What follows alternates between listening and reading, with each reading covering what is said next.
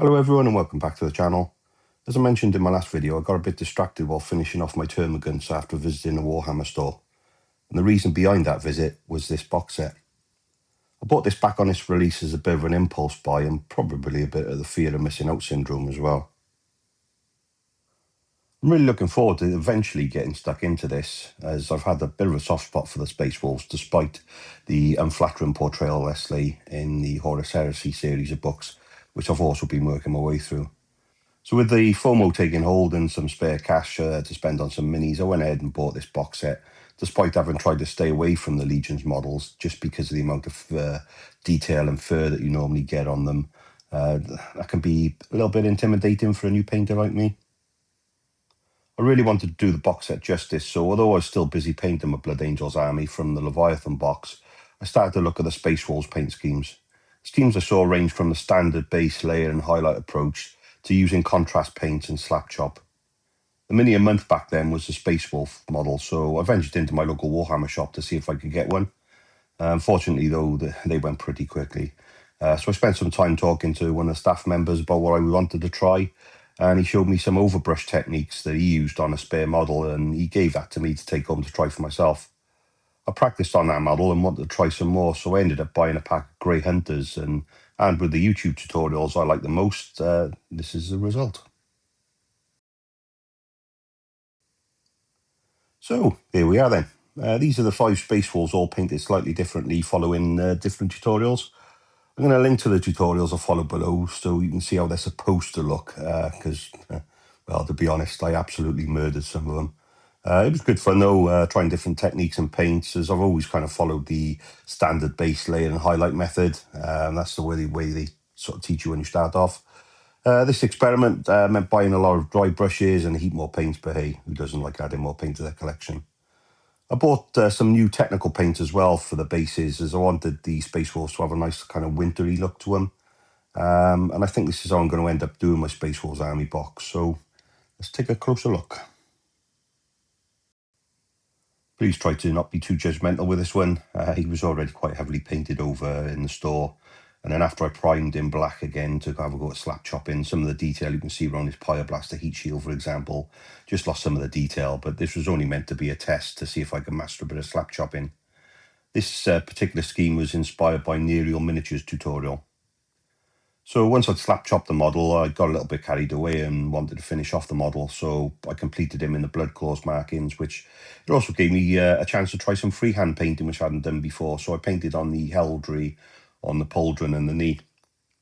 I really like the way this turned out. You don't really need to follow up with edge highlights unless you really feel a need, because they're already there from the first process of dry brushing with the successive lighter shades of grey over the black primer. So after applying the 2-to-1 mix of Space Wolves grey and contrast medium, I was really quite happy with my first attempt, and I didn't really feel it was too far away from Nereal's example either. I did have to paint the pauldrons and knee twice in the end, because the only pink I had was Citadel's Pink Horror.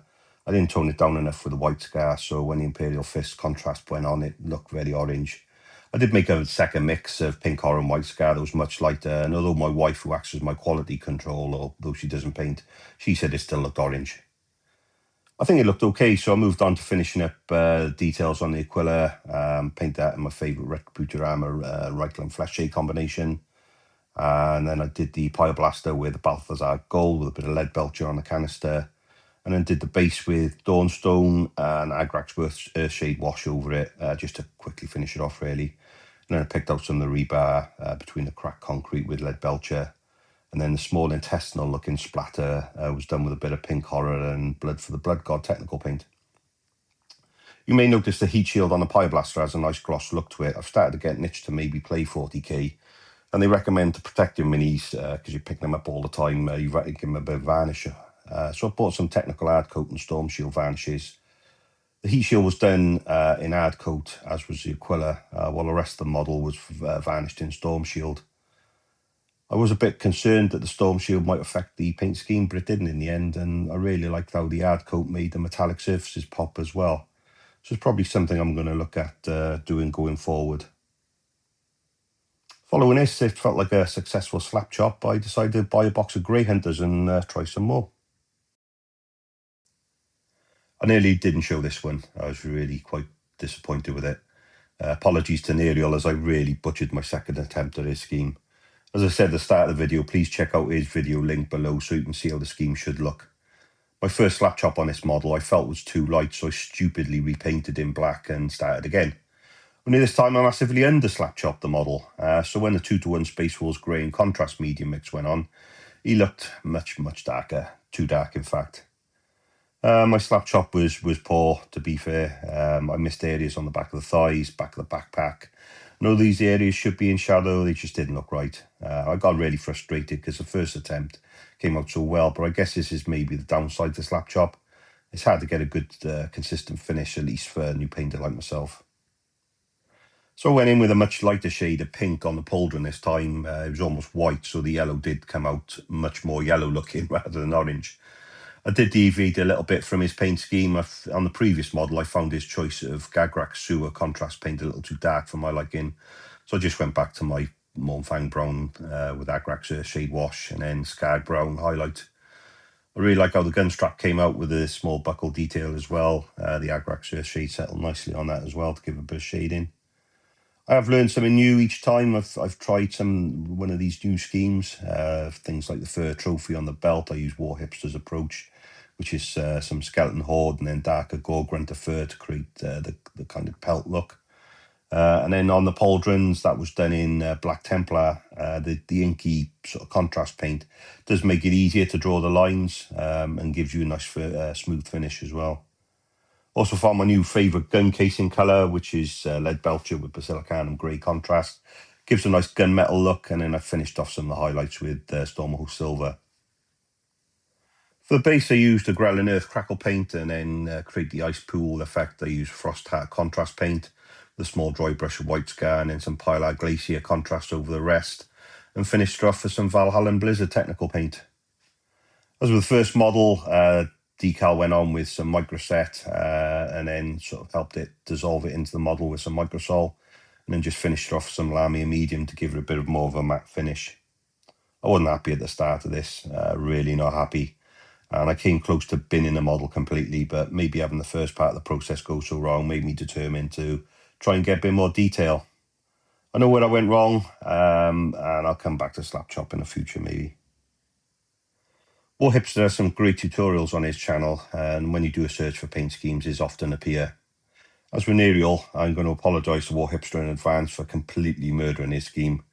I didn't just murder it, I ran a chain axe through the remains and then stomped it into the snow with my ham-fisted effort, so yeah, sorry War Hipster. In my defence though, this is the first time I've used contrast paints. I've always been a bit reluctant to try, as fixing mistakes appear to be difficult, unlike the base and layer approach where you can just go back in and easily touch up overruns of paint. I've seen so many contrast paint schemes, so I thought it was time to just put those concerns aside and try and learn something new. I've stayed mostly with this scheme, the armour mix, the Cygor Brown for the leather, the Skeleton Horde and Gore Grunter fur combination, as I mentioned previously. The Retributor armour was done with Caribou Crimson. It's all very much personal opinion, to be fair, but I do prefer the lighter shade of brown for the leather. I know it was good to try his solution. I also found the Caribou Crimson over the Retributor Armour Gold. It just came out a little bit too coppery for my liking, so I'll probably go back to my usual Retributor Armour Reikland Flesh shade over the top. I did want to try and vary the metallics, just so I won the same gold or silver across the model, so I bought some Hashut Copper for the chainsword handguard. So the first step for the 4-to-1 mix of Space Wolves Grey and Lamia Medium was an absolute disaster for me. I really didn't apply it very well, and everything could go wrong, did go wrong. It pooled, it streaked, and I ended up feeling really disappointed with the model. All my fault though, just a lack of experience really painting with contrast paints. And I did maybe feel at one point I jumped in too fast, but I persevered with the model, followed the rescue tutorial, hoping the glaze he talked about later would fix things. So as I applied some of the other contrast paints, the Black Legion, Skeleton Horde and Gore Grunter fur combo, really liked how the Skeleton Horde made the little runes and tooth trinkets look. I started to enjoy the model again. I did feel the Imperial contrast looked a bit muted over the Gracia primer, but the Bal Red looks great. Once all that was done, along with the metallics, mixed up the glaze and hoped for the best. It did cover up some of my crimes against contrast paint. It really did make it look respectable, but nothing was going to save it by painting the whole thing again. I felt I was close enough though to avoid that, and I wanted to try and crack on with the other schemes as well. My in-house quality control, my wife, she said it looked like he was wearing denim. Status Quo Tribute Legion was not the look I'm going for, and I'm really not sure Francis Rossi is wild enough to lead the Space Wolves. Finished off with a little bit of detail on the head and hair by adding some grey highlights, and I did a smaller version of the ice over snow look I tried on the base of the previous model. This was the first model in the experiment, though, to bring the more traditional light blue Space Wolves look back. Enjoyed the process, tried a couple of different more paints, such as Cygor Brown and Hachette Copper. And again, the Black Legion contrast paint made the freehand work on the pauldrons a lot easier to get a smooth finish. So the scheme is from Critical Hit Wargaming, and it took me back to how I normally paint base and layer paints with highlights, but with a step I'd not really thought of trying before, which was an all over a wash of Agrax Earthshade. So I started off with a Mechanicus Standard Grey Prime because I didn't have the Army Painter primer in the tutorial, and then I quickly covered the model in Rust Grey. So the Agrax Earthshade, that went all over the model, and then I overbrushed with Rust Grey to bring the armour back up as shown in his tutorial. I followed that up with some dry brush highlights of Fenrisian Grey, and the result was great. Unlike the previous tutorials where I'd made mistakes and not got the results I wanted, this felt like I'd hit the mark straight away, really. Maybe could have left a bit more Agrax Earthshade showing for a bit more of a dirtier look, but yeah, I was really pleased with it. What I did like is, apart from the recesses, I also found the Agrax Earthshade also left a nice kind of patina effect where the Agrax Earthshade settled on some of the flat surfaces as well. Gave it a bit more of an organic, battle-worn, dirty look to the model. Doesn't show up very well on the camera, but I really do like the way this turned out, and the method to get results is really quick too. From the recess shade to edge highlights, it's all done in a very short space of time. I did go back and do some extra highlighting, but it didn't need much. I just wanted to really do the scheme justice, as the initial results were really positive. One area I wasn't 100% happy with was the yellow on the pauldrons. Once it was dry, the colour seemed maybe a little bit flat.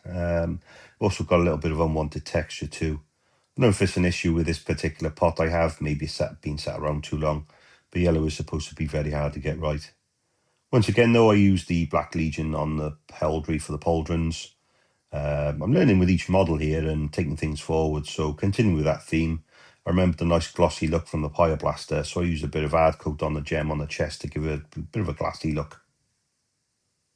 The eye lenses were done by painting the eyes white, a bit of white scar, and then using some Carabao Crimson to drop in, and then slightly mop up from the centre to it leaves a kind of small white highlight. Very quick and very effective way of doing eye lenses, and that's probably another thing I'm going to take forward in my schemes. I went back to the usual Mournfang Brown, Agrax Earthshade and Scarred Brown combo for my leather, and then a Retributor arm with the Reikland Flesh Shade for the nice warm gold colour. For the base, I thought I'd break up the whole snowy landscape theme and go for a more thawed out look. So I used some of Grell and Badlad technical paint with a small dry brush of white scar to give it a frosty morning look, and then a few splodges of Valhalla and Blizzard technical paint just to make it look as if the terrain were thawing after heavy snow. So this is the fifth and final model, and took me right back to my comfort zone. It was like slipping on some comfy slippers after the trials and tribulations of the previous schemes. For this model, I decided, as I was on familiar ground, I'd use one of the models that had a gun close to the chest, which would require sub-assembly. Sub-assembling models using the traditional base layer and highlight scheme, something I've done before, so I was happy to do it on this model. I assembled in minus the arms, the pauldrons and the head. The arms got part assembled to the gun, just have to gauge how they fitted onto the final model.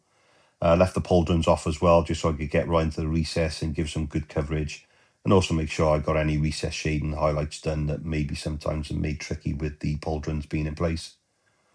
Although some of the detail, like the crest on the chest and the parts of the belt, would not be seen, I did paint them up fully with the recess shading highlights because I knew they were there. I could have left them off for speed, but I decided to do them anyway. So I did all the recess shading in Agrax Earthshade, managed to get it done fairly neatly, probably the neatest I've done so far. The highlights I did in Fenrisian Grey, and then just went back in with a smaller second highlight on the most raised areas using Blue Horror. I was really enjoying this return to more familiar painting approach. I did it mainly because I'm going back to painting my Blood Angels after this, And the standard base, layer and highlights approach is the style I've started that army with. So I'll do the whole set that way. So this was nice practice to go back into that. Because I wanted this to be the more traditional base and layer paints approach, I went back to Abaddon Black instead of Black Legion contrast paint for the undersuit, the gun casing, and the heraldry on the pauldrons.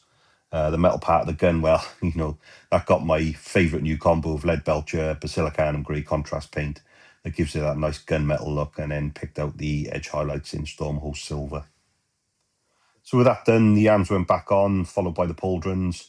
And while I never had any issues with them, the fist and red, I wanted to try and avoid the chalky finish to the yellow that I had on previous models. So I used about 3 watered down coats of Avalon Sunset, and I still wasn't quite happy with how it looked. So to give it a bit of a richer yellow, I gave it a quick coat of Imperial Fist contrast paint, and as it turned out, it gave it a much nicer, warmer look. The leather and gold, well, no prizes for guessing how I did that. It's nice to have tried a few variations though, and I've learnt a couple of different combinations I'm going to take forward for my next models. Just to distinguish between this one and the last one, because they look quite similar, I gave this one the all-over snowy look. Just went in again with the Agrellan Earth Crackle paint, painted it over White Scar, and then Pilar Glacier contrast just to sit in the small recesses, just to give it a bit of an icy look. And then added some stones made up of some cut-up pieces of cork just to add a little bit of interest. So despite some early setbacks, I really enjoyed experimenting, not only with the new colours, but new types of paint, combinations of paints and washes. It's helped me find my new favourite gun casing colour, leather colours, eye lenses, gold trim, etc. And they'll all get taken forward into my Space Wars army. I also learned how I want the overall model to look, to create a standard, so to speak. So going forward, my scheme will include painting the whole round nozzle on the backpack, the casing fasteners on the top of the power pack in Lead Belcher, and also I want to do my bases as well with a bit of variety while still keeping with the Fenrisian snowy winter look. Trying these different schemes has made me appreciate the different styles more, and does have me wondering, why does Slapchop get a bad rep? I found it hard to replicate, and although once the dry brushing is done, it can be quick from there on in. But the whole scheme does rely on a good dry brushing technique, and as you saw from my models, it can easily ruin a model if it's not done correctly. And that does take time, maybe more upfront than a base layer and highlighting approach. Each their own, of course. I'm still very much learning, so if you want to see how these paint schemes should look, check out the linked videos. As for me, which one will I be using going forward? Well, drum roll please, it's going to be number 4. Number 5 felt like it was one of the best models I've done so far. Maybe it's a smaller detail, such as a patina effect left on the surfaces by the Agrax Earthshade that gave it a bit more of an organic, dirty look, was the reason I went with number 4 in the end. I have picked up lots of tips along the way though, and I have learned some new techniques I can take forward. And it's been a very worthwhile experiment. Now I can't wait to get stuck into my Space Wars army box. So if you persevered this far, thanks for watching.